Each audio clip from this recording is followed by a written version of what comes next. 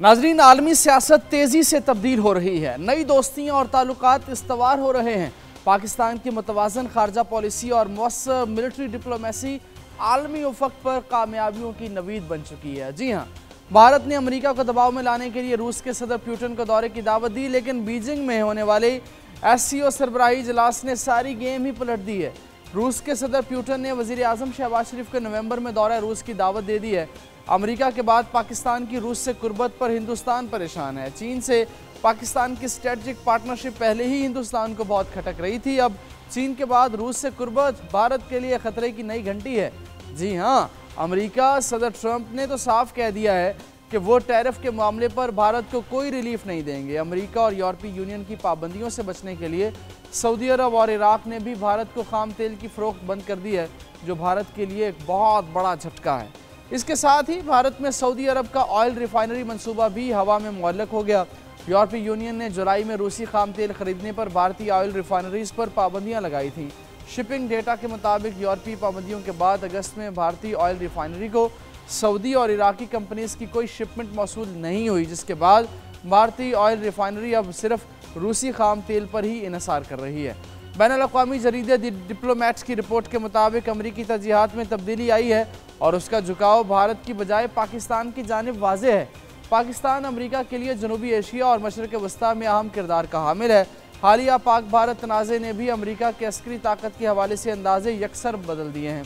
बदलते हालात के पेश नज़र भारत के लिए नेट सिक्योरिटी प्रोवाइडर का किरदार भी अदा करना मुश्किल नज़र आ रहा है।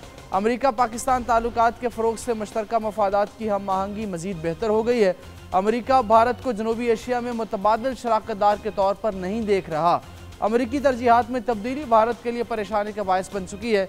अमरीका को एतराज़ है कि भारत इन ऑयल रिफाइनरीज में रूस से सस्ता तेल खरीद कर साफ़ करता है और महंगे दामों पूरी दुनिया में फ़रोख्त करता है। इससे भारत और रूस दोनों को अरबों डॉलर्स का फ़ायदा हो रहा है, जो अब अमरीका को कबूल नहीं है।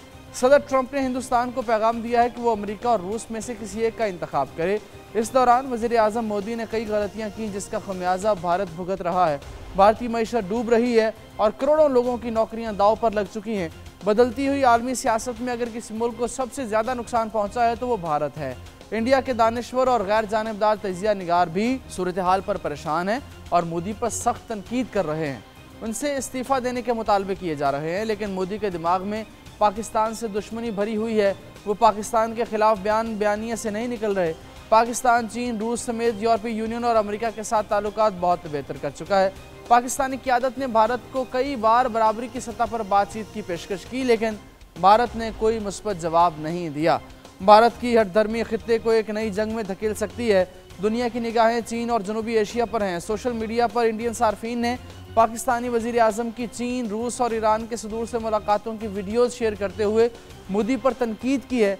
पाकिस्तान ने अमेरिका समेत उसके हरीफ ममालिक के साथ भी ताल्लुकात बेहतर बना लिए हैं।